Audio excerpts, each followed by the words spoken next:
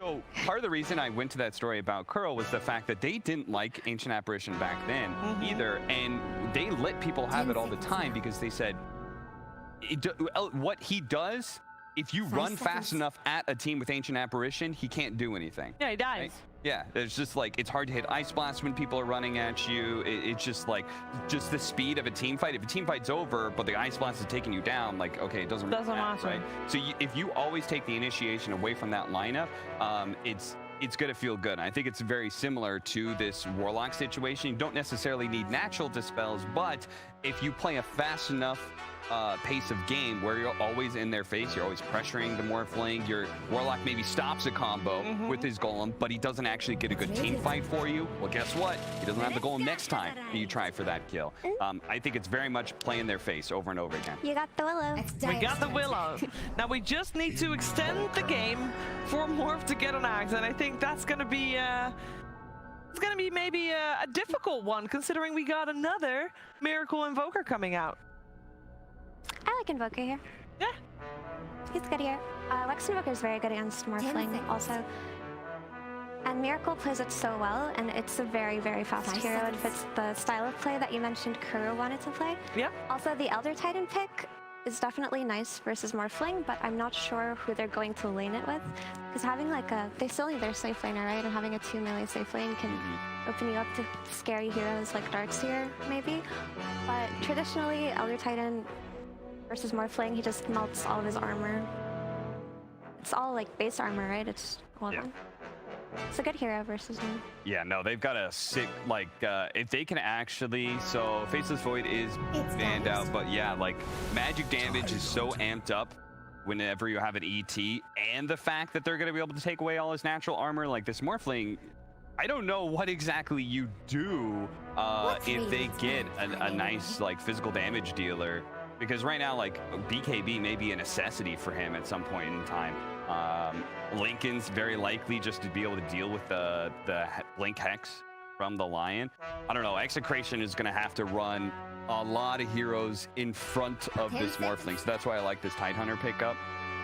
Still not amazing just because Quas Wex Invoker, like EMP, just sucks to play against. Their lineup is very slow. Yeah. And that's kind of concerning for me because you're going to have this Invoker, Mars, and Lion running around.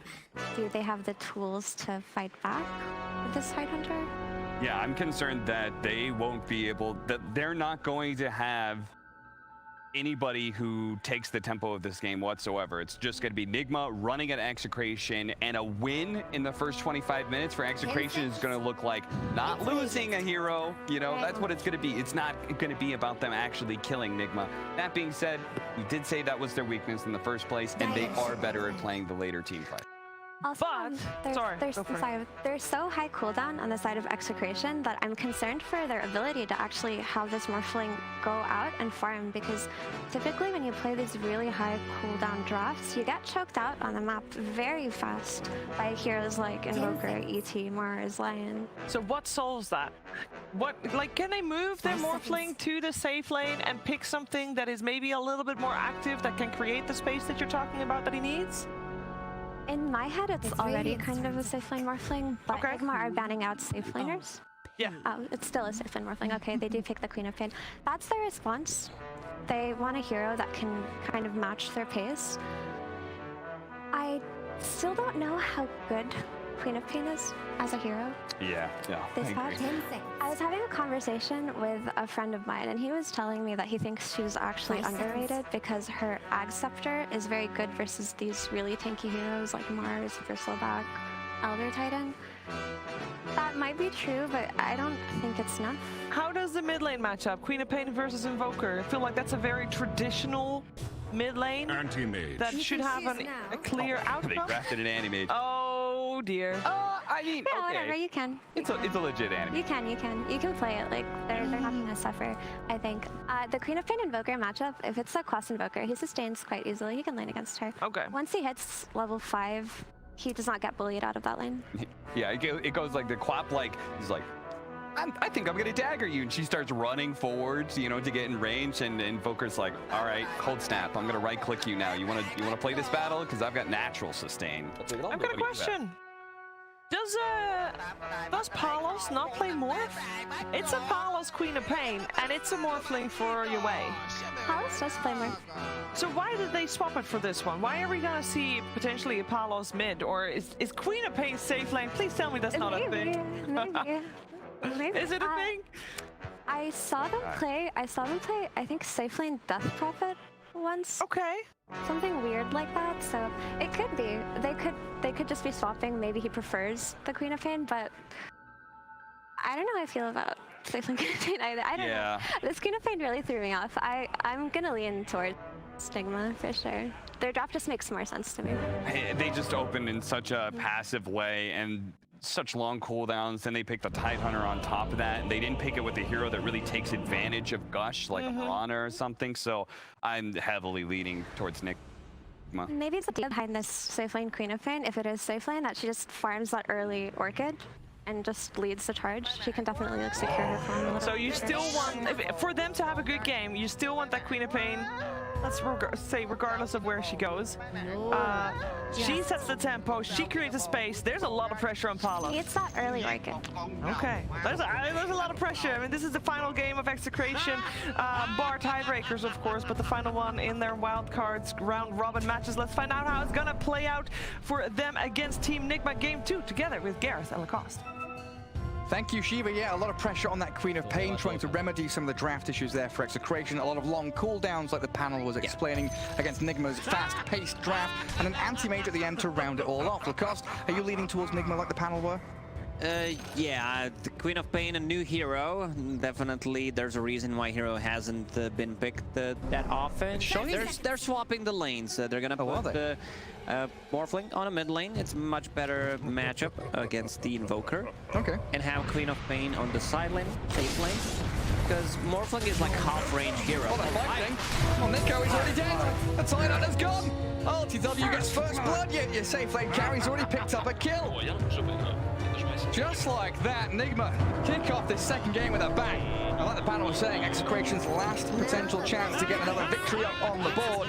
They've drawn everything, and we'll see if they can pick up a win here against Nigma, but not a great start for them, and some tips already flying out, some camaraderie tips there.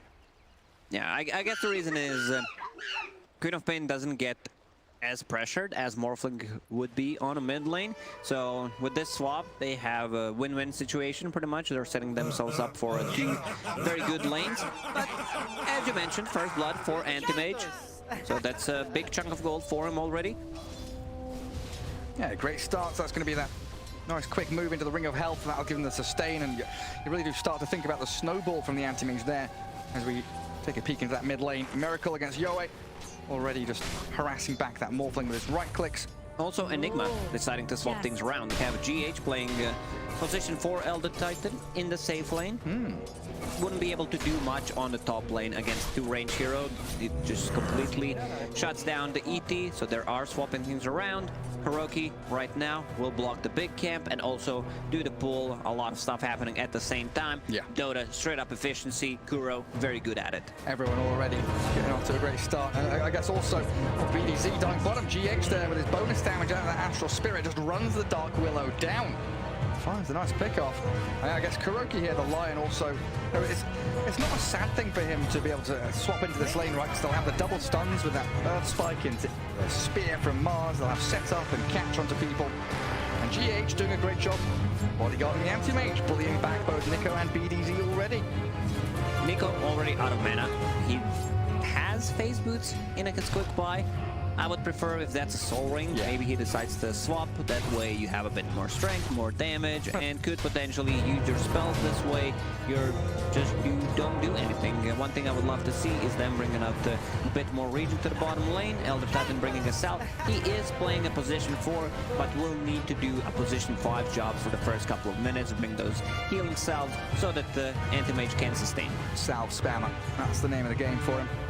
Yoe very low in the mid lane, has a Fairy Fire and of course. Lowy, very low on HP there on the mid lane.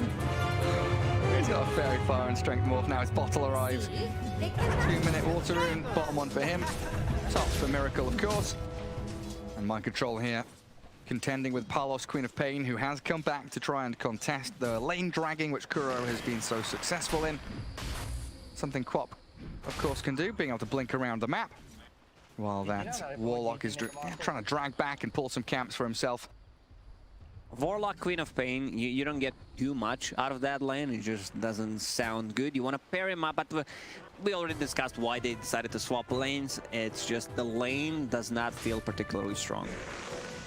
Yeah, I guess, you know, all that talk and potential negativity around the long cooldowns and abilities from Execration, when they do have team fights with the Fatal Bombs, the Sonic Wave, the Aghanims that Effie was mentioning as well on the Queen of Pain, they've got a lot of burst damage and the ability to bring these heroes down incredibly quickly. So when they get team fights to go well for themselves, they could start to build up that critical mass they need on the Morphling. Bottom lane is pretty much won already. iLTW, Ring of Feld available, has 6 stick charges, no mana on Tidehunter, does not feel pressured at all. Yeah. At this point, Tidehunter puts another point in Anchor Smash. That Not early too ring. much value. Like, I think it's better if you just get a Kraken Shell since you're not gonna have mana anyway. You may as well just start tanking up, beefing up in that bot lane. Just get stats and Kraken Shell. Is that the build? No, I'm kidding. I mean, I have to explain myself. I'm being sarcastic. Really? A lot of times, so people, you know, don't know if I'm joking or not. Someone might do it in pub and then quote me, slide into my DMs, send some angry messages. No, they'll be thanking you, and you'll be congratulating them for winning with such an amazing build. Nico, he's dead down in the bottom lane, caught out. Kind of wanted to die in that situation. He'll respawn with a nice double wave coming his way, and of course, full resources again for him. But yeah, like you're mentioning, it's a victory for Nigma no matter what way you look at it down in the bottom lane. GH pulls back, iLTW spamming denies, trying to get rid of all the resources that they wanted to claim, and a good little tornado there. Did that ball refill? Did Yoe's ball get refilled? It did. Okay. It was close though. Good attempt from Miracle to stop it. It's a nice try, you know, just try to disable him, send him up in the air so he can't pass the bottle up. Queen of Pain on top of the CS board. You definitely need to get, like, Orchid, might just get a power treads, but Queen of Pain's strength is jumping on a certain hero, blowing him up. Orchid just feels natural. Yeah, early days, Invoker, AM, Lion, probably the big targets there for you as the strength's more from Yoe, gets him out of danger. Out of the grasps of Lion, who did rotate into mid, while it looks like GH's Curry, and sniped by BDZ. We see a lot more just mana burners being picked up. Like Lion, in this game, Nigma, they got 3. You have mana drain, yeah. you have anti-mage, and you also have EMP. Nyx Assassin super popular. Before, like, this was one of my most annoying combos to play against. She's gonna be fine. Nyx Assassin plus Medusa, when she was stealing mana, you weren't able to use your abilities. Mana burn plus a snake, whole mana pool gone. Especially like Wraith King before he got his Aghanims shot. Solo kill. Oh, Miracle killed Yoe mid! They deserve that's it for mind control, that's for sure. So what was that? Just a shift down for the Morphling and Shift down, got surprised by a tornado. complete surprise, yeah, for everyone. Nico chased down again, not really having a laning stage to himself, and a surprise that he's got 20 CS, honestly, the way things have been going down bottom lane. 7 denies as well. Right, it's down to BDZ pulling and dragging the wave back, allowing the Tidehunter to get something, at the very least. And apparently the game really wants us to know that GH's Courier was killed a while back with his win late and his Ring of Regen on it. It's been there for a while. It's stuck. Guys, please talk about it. GH feeding away the Courier, not intentionally, but Oh, is this a kill? He's got active shift. Got it off. He got it off. All good, but whole mana pool is gonna be gone. Yeah, he's got 7 wand, but this is not comfortable for Yoe whatsoever. Being chased and hounded by the Lion every step of the way. Don't look too scared of Radiant's top tower. Good pressure from Nigma across every single one of their lanes. Bit of a different build from Miracle. Understandable, playing into Morphling, wants to get that Urn/Spirit Vessel early. Just reduce the healing and have that kill threat, especially on the supports. Also reduce the healing coming up from Warlock.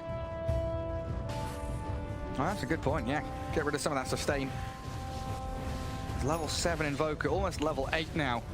Sticking in that mid lane, not really bothered about rotating too much. Just keep sticking it onto Yoe's Morphling, who did get the shift off.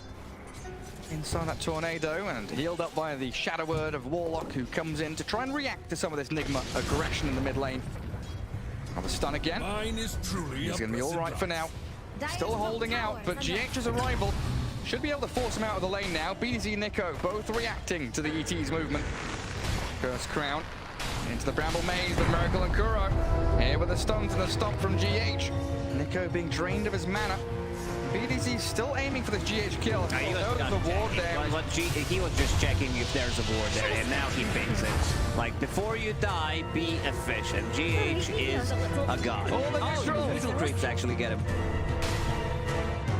The God Gamer Saturn takes him out. And a good spear back from Mind Control top allows him to securely TP back to Fountain.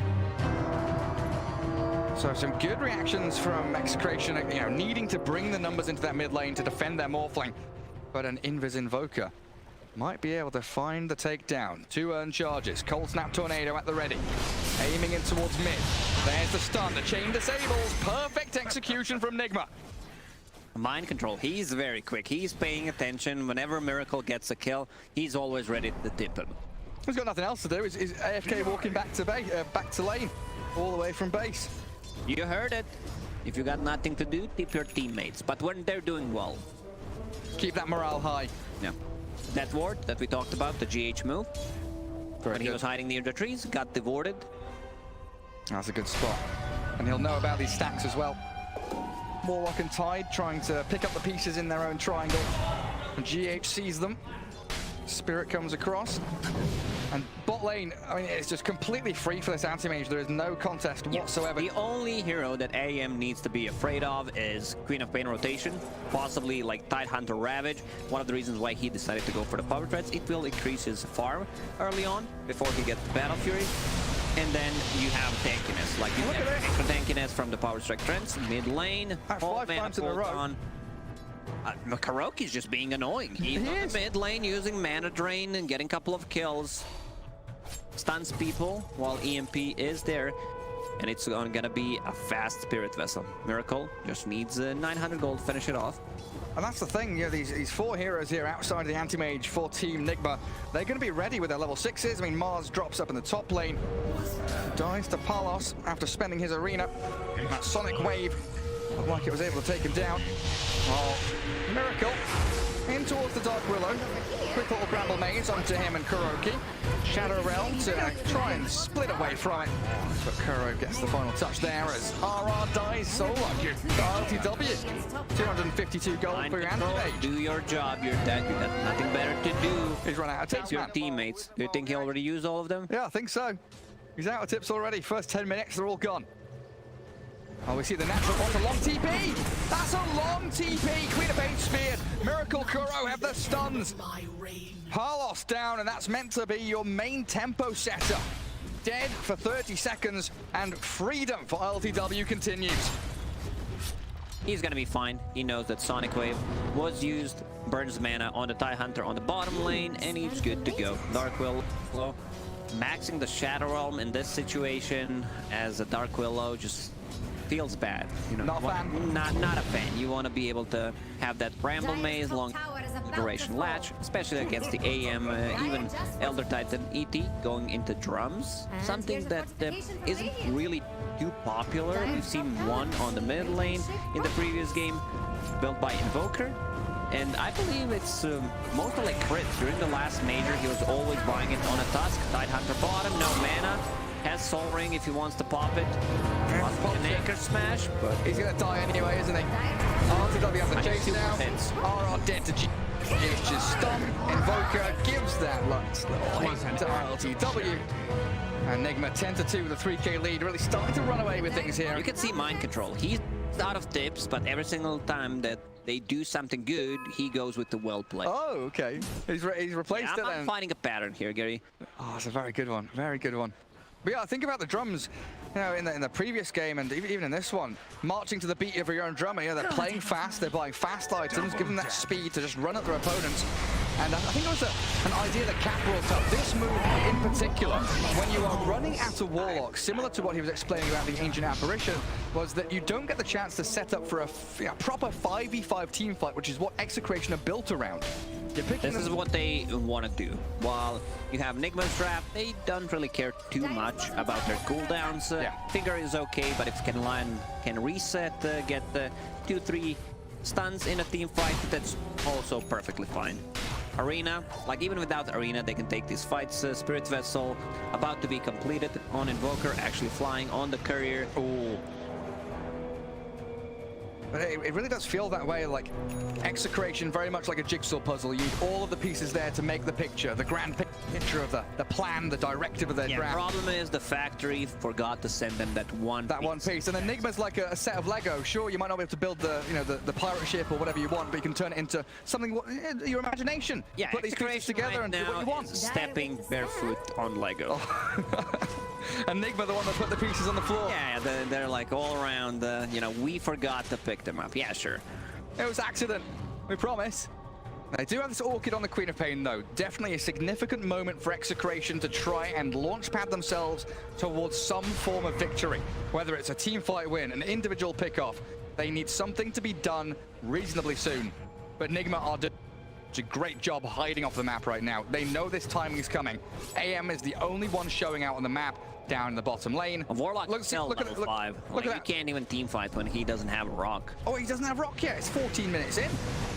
And Miracle, he was spotted under that sentry, but in comes the iLTW anti-mage. Palos barely linking back. Spirit Vessel low, taking him down. The damage is enough. He's killed off. Sunstrike's coming, doesn't find the touch to him. It is not necessary.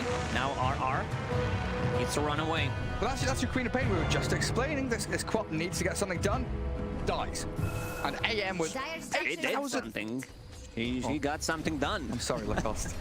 You are correct. Technically correct. The best kind, of course. I can't believe, honestly. 8,500 net worth on this AM. 14.5 minutes in. He is going to be hitting some sick timings this match. This is Power Treads, Battle Fury, full Magic Wand, and Yasha. This might be one of the most farm anti-mages I've seen in a while. I think he might be hitting record. Like when we get to that 20-minute mark, he might be hitting records, honestly. We'll be looking at like 15k net worth anti-mage 20 minutes in. It's going to be that insane, especially with Ancient Stacks and with his team smoking up in front of him. GH Miracle Kuro, the gank squad extraordinaire coming out into this dire jungle. Setting up some vision. They want Morphling. They understand if Morphling's not having a game, and so far he isn't. He's sitting at the mid net worth as Yasha completed. Yowie understands something's cooking, something's going on, goes all the way around and farms a big camp close to tier 2 tower. Goes from 12 o'clock to 3 o'clock, and the pings do come out. Smoke wears off. Dire Observer, what I believe, spotted a little bit of that maneuver from Nigma. And 5 heroes converging from Execration in towards the Invoker. A little combo there with the Fatal Bombs and that Golem dropped in. BDC down to Miracle and the Sonic Wave pushing him to high ground. Invoker gonna die. Finally down to Yoan. Morphling without Adaptive Strike. Yes, a sweet pick off and Kuro. He's been left stranded here. So 2 for the price of 1. It's a good stun. No TP on him. Buy time. Courier, scout him out. Go on. Get it. He needs 3 hits. Not gonna happen. Good usage, like first rock, 15 minutes in, they got a big kill on Invoker, they kill a Lion on top of it. Problem is, iLTW, anti-mage, not contested, not a single death on him. This hero actually fits the whole style of the tournament. Yeah. Anti-mage, yeah. Yeah, it's a nice little pick up there. I mean, I think you can't I don't know if anyone said it, but it just came through my mind. I'm a bit slow sometimes, apologies. He's not got the proper set on, but looks a little bit like Cap with some of the cosmetics. That's a good arena. Nico and the Golem trimmed inside of it. A bit of an overkill. They even bring Miracle to the mid lane. Dead is dead. iLTW, what are we at? 10k now, 16, 17 minutes in. Blink Dagger up for Mind Control. So it's not just the AM. Also the Mars and the Invoker picking up these pieces that give them such tremendous team fight. And the ability to reset as well. I think that's another point we should touch on here. You know, the arena, the stomp, the stuns, they've got Tornado, another good example. Yeah, a lot of stuff that they can just throw. While Execration, they need to go in, they need to get stuff done. Rock, Ravage, 1-2 quick kills, and then go for more. Yeah, once they commit, they commit. And BDZ, done. Actually, he's gonna die.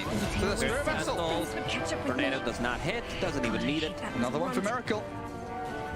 Another notch. And Tidehunter still hasn't been able to get a good Ravage out, or any Ravage really. Jokes up that hit late. They need to stop. Can they burn his mana? In the drain, keep draining. No mana. He's tanking this fellow though. You can't really bring him down unless you want to expend some big ultis and cooldowns, which they don't really have too many left of. This is all space creation. Defender mid-tier 1 is Nigma, and that's exactly the man we should be looking at. iLTW continuing to race ahead and become the unstoppable force an MTH can be as he died.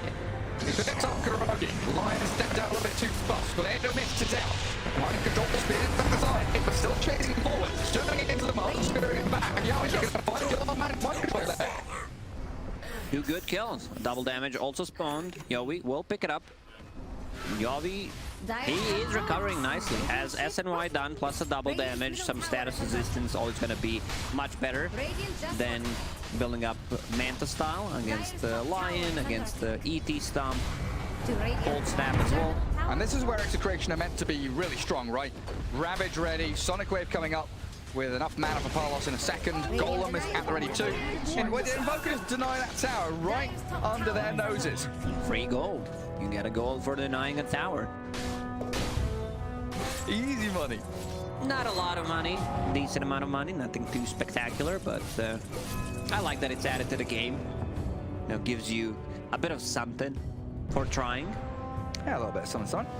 Feels nice. Maybe a mango on top of it would feel also very good. Radiant are scanning for enemies. Just a little cherry on top, mango on top. Tier 2 items starting to be picked up. A little bit delayed there, Bullwhip comes out for the Morphling. Nico grabs his Blink Dagger, so that's Phase, Hood, Blink. And Miracle. Another move into mid. But that's a Golem Terrorize. Feared up and into the Battle Maze. Under a Sentry Ward, Miracle. Do they have the finishing touches though? Yoe's completely out of mana. GH and Mind Control have soloed down Palos, and now Yoe's on the run. iLTW's decided to join in this battle, and he is at that 14,000 net worth point 20 minutes in. Not quite the 15k, but definitely They're up gonna there. go inside a pit. He's just staying 5,000 gold ahead of the enemy carry. I'm talking about the Morphling, even though he played the mid lane without Warlock Golem. They're not gonna take the fight. Ravage finally, you know, might be used. We have a Blink Dagger available on Tidehunter. It's been a long time coming. He's just building up the damage. You know, the longer you hold it, the more damage it does. Stacking the tentacles. Of course, we need another warning for your sarcasm meter. Yoe stunning out the Lion. Does claim. Oh, good spear. Solar Ring, not enough. Not enough mana They get the for it. Morphling. Couldn't even kill Kuroki. And iLTW with the Aegis now, just running straight towards Execration. Whip towards it, move the speed forward. Onto BDZ. Not the best off, but it's a dying move. The last breath here of Execration. The spear onto Aurora. Yeah, I don't know, but he's caught up against the tower. Now an arena from Mind Control as well. It's all falling apart for Execration. Nigma have their number, a double for Miracle. And this one looks like it might be over already. Roshan, Nigma controls the team fight. There's Stomp or Lion Stun into Mana Drain, into EMP. Tidehunter tries to get some mana, uses a Magic Wand plus a Soul Ring. Not enough, skip the Mad School. That one class, you know, when they were talking about the Soul Ring, how much he needs for it. Can't get it off. Like, even if he gets it off, it's just a complete waste. Team fight already over. And now this entire map, I think Effie brought up that point about long cooldowns. Once you have expended them, you can get choked out very quickly. The map becomes small, you can't have anyone showing on the lanes because you don't have the ability to fight as a pairing or as a trio. You need everyone together as a 5-man unit. And Execration don't have that right now. Their arsenal is depleted. Now you have all these small buffs that you can throw onto Anti-Mage. Oh, they missed that spear. They won't miss the stun from Kuro though. And RR, an absolute freebie for them. So you have Solar Crest, which is not a small buff. And then you have ET popping the drums, possibly using the Bullwhip on top of it, giving Anti-Mage almost max movement speed in the team fights. Look at iLTW. Dragon scale onto the tier 3. Chips away. Scotty, I just stopped paying attention after he got like 14 minutes Battle Fury, Yasha, and yeah, it was a 17-minute Manta style on top of it. Not a single death. I was going to ask, what's his score right now? Is like 4-0 something or? Yeah, 4-0-4 at the moment. Death's not found. Nope. Error. Beautiful stuff from iLTW. That was a nice one, Gary. I hope chat appreciates it. Thank you, thank you. Definitely never used that one before. And now, outer towers. Final one remaining is the bottom. But there is a wave pushed pretty hard out across the Radiant side. And Execration know that their only option right now is to bunker down in their base, hold out for dear hope that they can catch Nigma unawares with some kind of reactive play or a smoke to move out and get a proper team fight going. Yeah, maybe that's the turning point. You know, just gotta stay positive, find something good that could potentially happen. Morphling building into Aghanim Scepter, turning into Dark Willow. Oh yeah. We've seen so many times Morphling winning off by getting the Aghanim Scepter, let's say having Earthshaker in the team, now with the Dark Willow. Look at iLTW, man. He doesn't care, like they cannot kill him. Not a solitary damn given by this man. And RR flips by that tornado, cold snap and that Earth Splitter. While Anti-Mage moving forward, but they blink away. Nico and Yoe retreating from Nigma's grasps. I mean, just what, a minute and a half left, so they can go high ground here. Get back onto the tier 3. Not much you can do to iLTW. Yule's a cursed crown. You'll irritate him. You'll be a nuisance. But there is no stopping this man. Let's counter spell spamming at this point. He's just sitting there. He's 36 armor with the Solar Crest. How much is that? It's 64% physical resistance. That's quite a lot, Lacoste. I judgment for BDZ. He might be able to get the solo kill. Then comes Mind Control, secures it for him, forces the buyback. The Sonic Wave there does claim the aim. Will he pop it? He will. They want to focus the AM. Nice terrorize after the Ravage. The chain stuns. Do they have them? The Curse Crown's coming, but he Manta gets out of it. Blinks away, and now Nigma can turn and face Execration. Burst through every hero they've got. Morphling gone for a minute. Job's done. No buybacks and no spells to be cast, even if they had them. This is it. Nigma will take them out. 2-0 and GG is called. They call it. That was the first Ravage of the game, right, Gary? Pretty much. I believe so, yeah. They try to go for a play. You know, the execution was not bad. The Ravage into Terrorize, into Stun. In the end, he dispels it. A bit too many items, too tanky. In the end, Team Nigma came very well.